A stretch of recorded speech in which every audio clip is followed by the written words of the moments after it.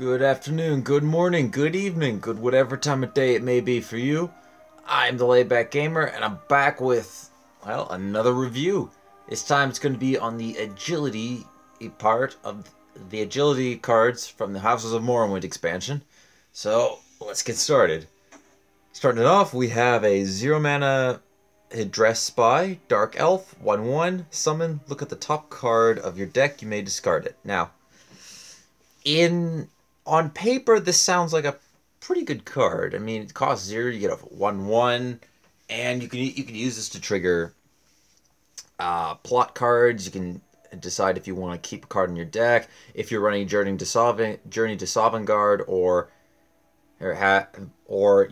you have the Endurance attribute in your deck, and cards like Soul Tear, Valkyrie's Defiler, you can get a big creature out for cheap. Sounds pretty good in paper. In practice, no, not really. The difference between the Nord Firebrand Warrior, or just Nord Firebrand, I think, and which is also a 0-mana 1/1 except with charge, and this is that, well, looking at it, it does nothing for you immediately. I mean, you know what the top card of your deck is going to be, yes, but it just does. I don't think it sounds good on paper. In an actual game, I don't believe this would be that useful. I don't think an effect like that would be very good. Next up, we have Glass Greaves. 1-mana item, 1/1, plot, reduce the cost of a random card in your hand by 1. Now, it is definitely useful to get that out, to get the plot going, as you can potentially, if you have plot, you essentially technically get Glass Greaves for free. It's a decent buff. +1/+1 is not that bad. It's better than a deck. It's better than a Steel Forged Dagger, not Steel Dagger.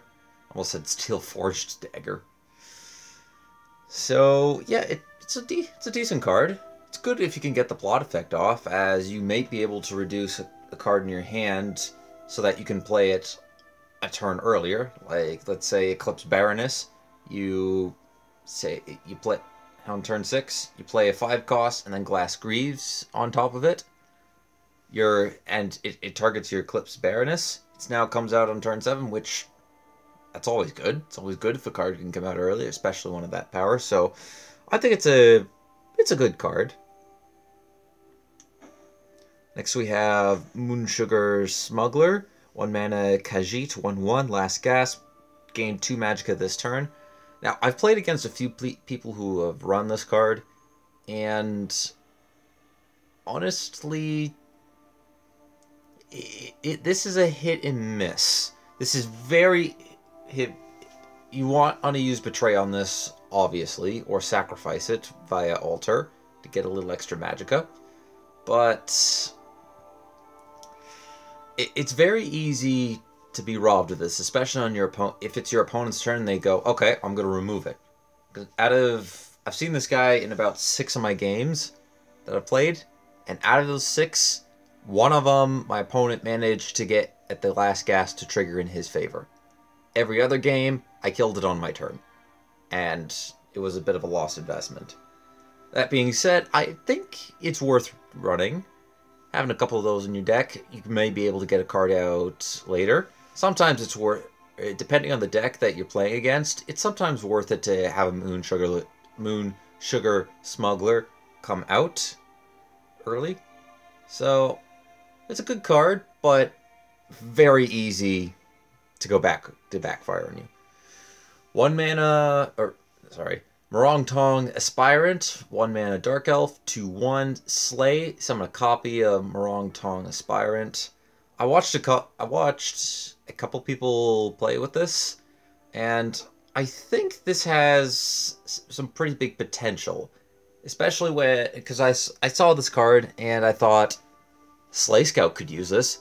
You have Brotherhood Sanctuary out, and at least one even just one copy of it, and you're getting 2 Morong Tong Aspirants every time she slays something. Add more to the list, and now you're getting more slay effects. So I think this would be this is a great addition for Slay Scout. And if you want to throw, if somebody out there has made a Telvanni Slay deck, then I think it would work really good in this. If you have it, definitely try it out and let me know. I think it'd be good in that type of format, though. Awakened Dreamer, 2 mana Dark Elf, 2/3. At the end of your turn, if you have a creature with 5 or more power, Awakened Dreamer gains +1/+1. Again, it's very similar to the other cards, except this one, it has some pretty good stats for its mana cost. I would say, yes, it's definitely worth running it. Even if you're not playing a specifically Dagoth deck, if you have cards in your deck that have 5 power or more, this would definitely be worth running. And if you play it late game, as long as you have a 5 power creature out, it'll become a 3/4, which, not bad. Buff this guy up with an item, and it'll start triggering off of itself. So, I think it's a good card. No, well, I wouldn't say good, but it's definitely above decent. Somewhere between the field of decent and good. Then I have D-Range Corpus, 2 mana Ash creature, 0/1. D-Range Corpus has +5 attack on your turn. Now, originally, I had wrote this off as an awful card, but after seeing it in Arena, I'm kind of willing to change it just a little bit. It's a great low-cost creature that'll give you all the conditions that you need to fulfill a Dagoth deck. It'll keep that 5 attack until the end of your turn, then go back down to a 0/1. If you put a couple items on this creature, it becomes stronger and can survive more hits. So, yeah, I originally thought this card was just awful. Why would you run this? It's the same, but then I thought, and after playing with it, you know what? It's not as bad as I wrote it off. It's still not that great, but if you're looking for a cheap way to activate creatures that have a condition of 5 or more power, this is a cheap card to do it with.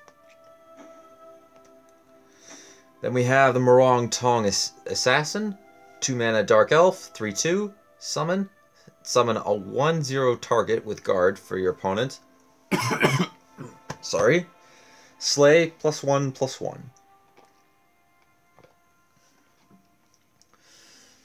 So, when I first saw this, and then I saw the other Morong Tong Assassins, I thought, these will all work in a deck really well. You have Night Mother with this card.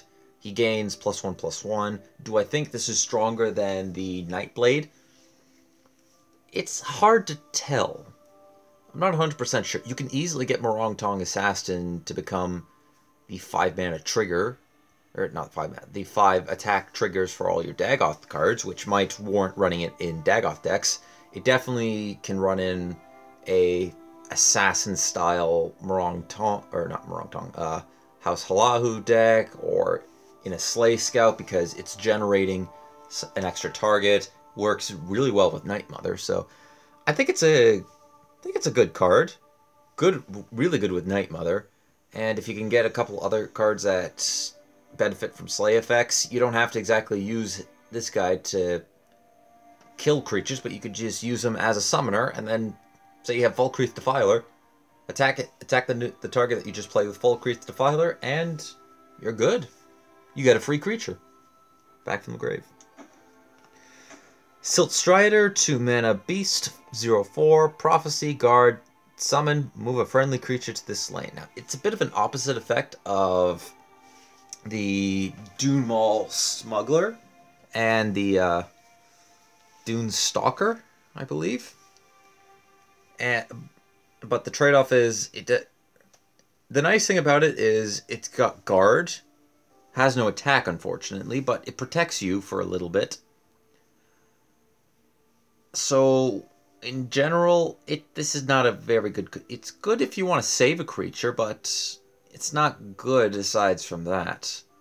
Now, if you say play it on a Caravan Enforcer or have a Dune Smuggler out, then this becomes a lot better, because now it's with those, if one of those cards are out, suddenly, as long as you target Caravan Enforcer, if he's the only guy out, this effect now becomes move a friendly creature to this lane, and it gains +1/+1, which pretty good, and it guards the creature. So you have to throw it in a deck that's designed around moving around. If you just play it as is, I don't think it's that good. It's not good at all.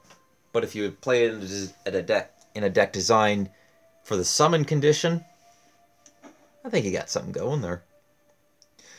Next up, we have Suran Pawnbroker, 2-mana Dark Elf, almost like Wood Elf, 2/3, plot, put a random 0-cost card in your hand. Oh, excuse me. There are quite a few there are quite a few 0-cost cards out there, ranging from pretty bad to pretty good. So this one comes down to, what are you going to get from it? The stats for its cost is pretty average. It's good. It's good for a 2-drop. If you don't get the plot, it kind of sucks.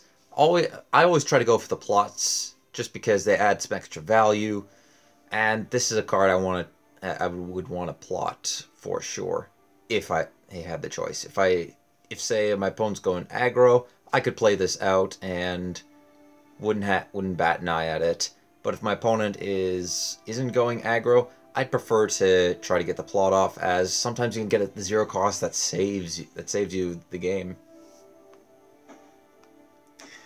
Ash Oppressor, which wins card for very creepy effect from the facial region.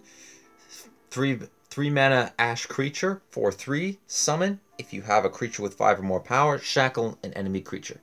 Now, this wouldn't work so well in shackle decks, just because of the condition that you need in order to shackle a creature. However, for its cost, the stats is pretty good. It's a very powerful 3-drop, and having a creature with 5 or more power definitely helps out. If say if you were running this in a Halahu deck and you had Divine Fervor out, Ash Oppressor would trigger off of himself, or you had a Wrathgar Forge. Almost every time he would trigger off itself. It's very similar to Ash Berserker, except you have to make sure that he comes into battle with the extra attack. Very easy just to have one rally applied to the Oppressor, and now he triggers off of himself. So if you can get the effect off, it's great. If not, it's still very good stats for his cost. Next we got Blood Sacrament, 3-mana action, Betray, deal 2 damage to your opponent, and gain 2 health. Now, there's a certain card coming out at the end of the month. Conjuring Spirit. You have the ideal scenario. Originally, I thought this card was still pretty good. You deal 2 damage to your opponent, you gain 2 health, you betray a creature, and you do it again. But now, if you had already gained health the previous turn, you have a wolf on the field. You just basically gave yourself a 3-mana, deal 4 damage to your opponent, and gain 4 health because you play a Blood Sacrament, you do the initial 2 damage to gain 2 health, you betray your Spirit Wolf, you do the effect again, and then you get another Spirit Wolf from Conjuring Spirit. Essentially, you lose nothing from betraying with Blood Sacrament as long as you have Conjuring Spirit on the field. And even if you don't, even if you got other cards, this is worth it. This I've seen make or break games, depending on if agility is involved. Maybe my opponent has Blood Sacraments just sitting on it. I've seen somebody nuke me down from from almost half my life pool with 1 copy of Blood Sacrament because they had Hexmage. I think it's Indoril Hexmage or Hexmage. I don't know. It is the intelligence 5 cost 4/4 that deals 2 damage every time an action is casted. And casting this again after Betray counts as as another action. So Blood Sacrament has a lot of potential. I think it's one of the better cards of the agility. Very good card. Oops, hold on. Now we have Corner Club Gambler. 3 mana Wood Elf, 4/3, summon. You must discard a card at the start of your turn, draw 2 cards, and Corner Club Gambler loses this ability. The name says it all. It is a gamble. Very a big gamble. You have the potential to gain some stuff, but you have to risk a little. You have to put the risk first, and then you get the reward. If your opponent doesn't clear Corner Club Gambler off the field, silence it, or well, yeah, that's really all they can do with it. So when you play this, you're kind of betting that Corner Club Gambler does go. It does. The payoff ensues, and you get the card. Even if your opponent's silence is off, again, 4/3 is still pretty good stats for 3 cost card. But obviously, you want the effect to go off. Sometimes it will, sometimes it won't. I just hope that that if you're playing this card, I hope that you don't discard a good card in order to try to pick up 2 more. Next we have Gwar Stablemaster. 3 mana Dark Elf, 3/3, summon, +1/+1 and guard if you have an animal. There are quite a few animals. This is easy to trigger, but I don't think it's that worth trying to play. Just because, what kind of deck would run this? In my notes I have it as a maybe card, but I'm not sure. I'm not sure if I would play this. I might try it out sometime, see if it works, but who knows? We'll see. If aggro starts making a large appearance again, then this card might become like one of the better ways to stop it, as long as you have an animal out. We'd have to see. Then we have Twin Lamps Council, 3 mana Argonian, 2/4, plot, lethal, and guard. You have to have this is one of the few cards in the game where you either plot, or I wouldn't consider running this. You want the lethal and the guard because that'll stop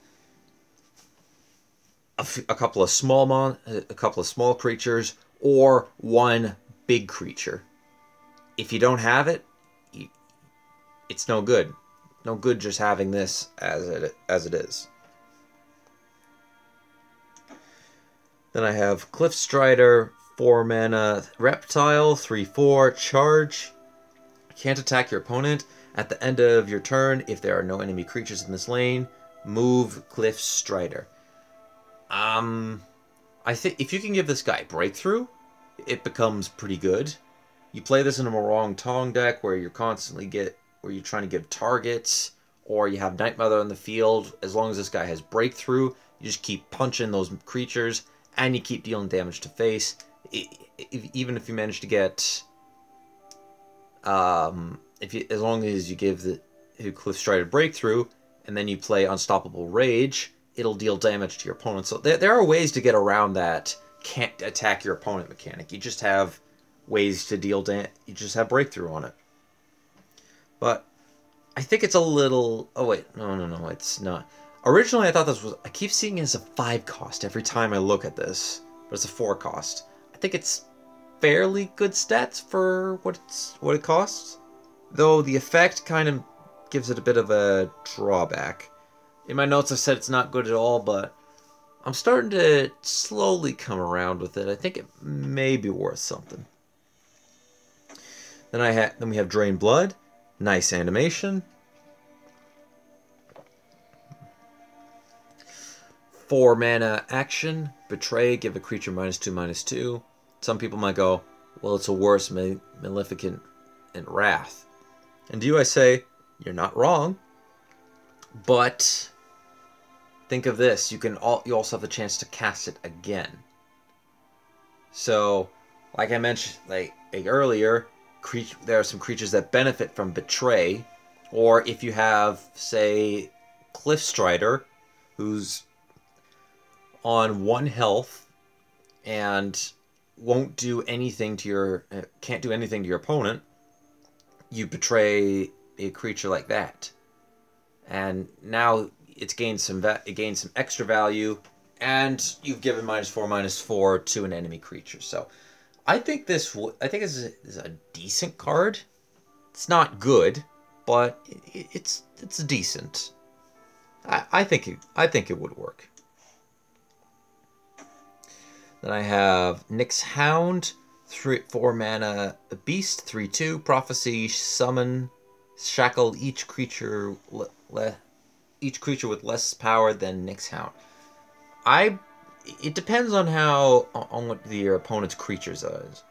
If they have less attack than, if you have 4 creatures in a lane that has less attack than Nyx's Hound stops all of them, and suddenly is a really good card. If you rally Nyx's Hound, it's even better.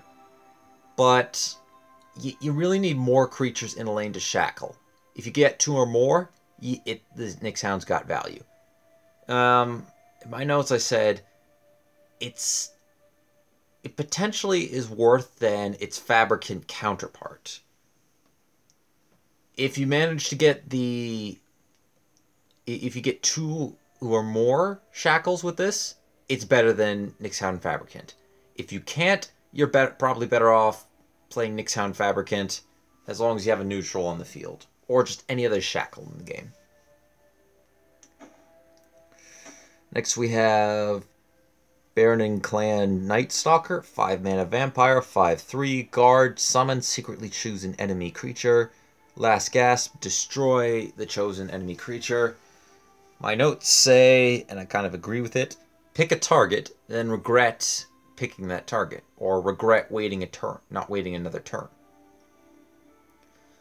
Yeah, that sounds about right. It's if you have silence, a big silence target can be easily removed. I would not recommend picking a creature that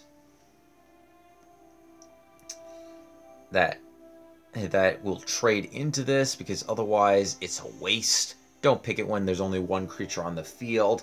Sometimes your opponent can basically guess what creature you're going to pick, and say if they have a couple of betray cards, they'll just attack with that 1 creature, betray it, and get some added effect from it, and effectively your Night Stalker is useless.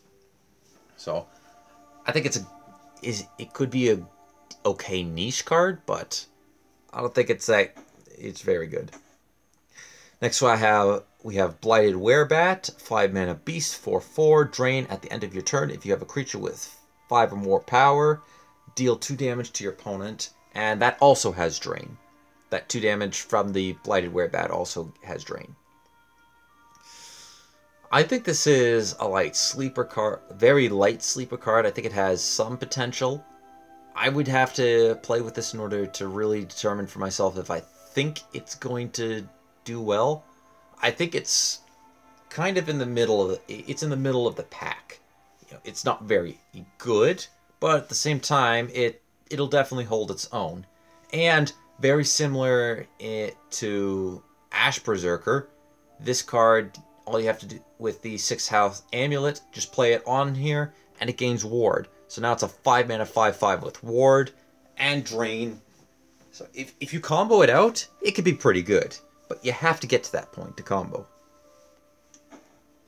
Next I have Fleeting Apparition, 5 mana action, Betray, summon a random creature from your deck that costs 3 or less, unsummon it at the end of your turn. I don't think it's that good. I don't have a reason, but I have a strong gut feeling that says this isn't that good. And I don't have much more to say about it. Well, I will say this. It depends on what your deck is built around. You have to build your deck around this. You don't want to be putting you don't want to be putting cards that you don't want to pull out with fleeting apparition. Yes, it unsummons it at the end of your turn, which means you get the card back into your hand, but you don't want to play this and then all of a sudden have no. You want to play this. You need to know what you're looking for. You have to build your deck so that whenever you play fleeting apparition, you know you're getting the card you need. You know you're getting the card that you want to see, and then when it comes back into your hand, you play it again. You get the replay value. So, I don't think it's that good, though. Telvanni Oathman. First off, nice fire effects. Second, we'll talk about you in a later episode. Nereyu Vyrian. I butchered that name. I apologize. 6 mana Dark Elf, 6/6 summon, and summon a target with guard for your opponent in each lane. Friendly creatures have Slay +1/+1, add lethal. Combo this out with Lucian Lachance, and now you have whenever a creature attacks and destroys, they're now getting 3/3 and lethal. Very powerful. Again, works well with Night Mother. Unfortunately, you can't run... well, actually, no. You'd have to run this in a Telvanni deck if you wanted to use Lachance with this and combo it out. But I think it has potential. Definitely fits in a House Halahu deck, but maybe we could get it Slay Telvanni going. That'd be interesting to see. Gentleman Jim Stacy, 7 mana red guard, 5/4 summon. Your opponent chooses a card in their hand and gives it to you. I love the battle cry. Not battle cry. I love the summon and the entry voice that he has with "Some thieves have manners." I don't know who this guy is in Morrowind, but he seems just. I like him as a character. And you could make this work out. Say you attack your opponent while they have no cards. They draw a card. Then you Gentleman Jim Stacy, and they have to give you that card they just picked up.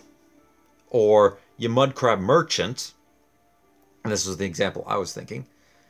You play Mudcrab Merchant, you pull out, say you got 2 ridiculously awesome cards, but you have to give one of them up.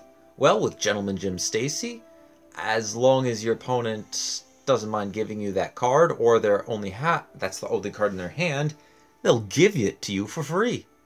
So Mudcrab Merchant will give you 2 cards as long as you have Gentleman Jim Stacy. Or sometimes. I don't think it's going to be played very often, but I think it's a cool card. I love the effect. Nixox. That's all I have to say. Cliff Racer Onslaught. 9 mana action. Summon a 4/4 Cliff Racer with charge in each lane. Your opponent summons a 1/1/0/1 target with guard in each lane. I think this would have been cool if it had the Betray effect. Granted, it might be a little overpowered and it would have to bump up in Magicka cost, but I think it would have been cool if this had a Betray effect. Well, it definitely will if this is in Telvanni and you have the Mushroom Tower. But it's a cool card. It might have some potential, but I don't think it's that viable. I like it conceptually. I like it. Viability, not so much. If I ever get this, I'm going to definitely try it out. I want to try to make a Slay Telvanni deck, but I'm missing a few cards from this expansion that I would need in order to make that work. So I'm throwing this in the maybe pile. Now we come to the part of the video where I make my review of the top 3 cards. So, starting with my honorable mention, Morong Tong Aspirant. I think this card has huge potential. If you can get the Slay effects going and just summon many copies of this one creature, say you have Divine Fervor as in your hand as well, you play that, make it a 3/2 with this effect, and 1 Dark Brotherhood Sanctuary on the field, you just keep the Aspirants going. it could be, unless your opponent has board clear, this could be the only creature you ever have to play. However, if it gets removed, you're kind of a little SOL, though if it gets removed, you'll have lost nothing. It's a 1-drop. You'll have lost nothing for its death. So, huge potential. I want to see some people make this work. Coming in at number 3 is our Corner Club Gambler. Now, I say this because the potential for the huge payoff is huge. If you pick the right card to discard, you're good. If you, say, want to set it up for bringing it back later as a much stronger card, or ensuring that you have it in the grave, or even just removing it from hand. Like, what's a bad... Say an unplayable card. You draw a card and you can't play it anymore. Or you don't have the tools to be able to play it anymore. You discard that and you don't have to worry about it. And you can potentially gain something. And if it is on the lines of, yeah, this card I cannot play, like such as somebody Mudcrab Merchants and gives you Unite the Houses. And you don't have a way to activate Unite the Houses, so you play Corner Club Gambler, you discard it. You actually gain something for discarding it, because now you don't have that card sitting in your hand anymore. You don't have a useless card in your hand. So, it's definitely a high-risk, yet high-reward card, which is why it's coming in at my number 3. Also, the stats on it, very good. Coming in at number 2 is actually Blood Sacrament, I said. Its potential to be a devastating card, it's huge. It's already a very strong card. If you can get the Betray off, you play 2 of these in a turn, say with Vardvark Experiment, which is an endurance card that I'm going to be covering next episode. And, well, suddenly, with 2 cards, 6 mana, you've done 8 damage, gained 8 health, and if you have anything that interacts with actions in a positive way for you, say Hexmage, you just dealt another another 8 damage. You've taken out half of your opponent's life from a 10 mana combo. If you have Thorana, you now have 12 copies of this in your deck, which is insane. Speaker Tyrannus, you have 4 more actions in your hand. So basically, what I'm trying to get at is, if you have any synergy with actions, this one action becomes so much better, and you still gain health. You still do damage to your opponent. This is one of the strongest actions for its cost that I've seen, and I think people who are looking at this going, I don't think this is that good, I think you're underestimating this card's potential and its power on its own. And to end it off, the last card that I said, the number 1 card, Cliff Racer Onslaught. Oh, I'm just kidding. Come on, please. We all know it's still Nixhawks. Come on. Nerfing it by 1, it had to get nerfed, and I still think it's powerful. The effect is still very powerful, and you can potentially pull that combo off. You're just pulling it off a turn later, where you just end the game for your opponent on turn 9. Turn 9 or turn 8 comes out, you Nix Ox, you duplicate it, you have Laneth in hand, you play your you play your Ulfric's Uprising, you play Ulfric's Uprising, play Laneth, play, I don't know, a charge creature or something else, or another doppelganger, then play you get the idea what that combo is. Basically, it's very destructive, and I still think people are going to make it work. Might not be an assassin, probably going to be in Telvanni. I could not see it ever happening in Dagoth or Halahu, but who knows? People will try to get it to work. But that's it. That's the review for this part. Thank you everyone for watching. Leave a like if you enjoyed. Hit that subscribe button if you really enjoyed. Don't forget to share this video or any of my other videos to anybody who you think will enjoy my content. Next time we will be covering the Endurance, which should be coming out later today actually. But till that point, take it easy guys.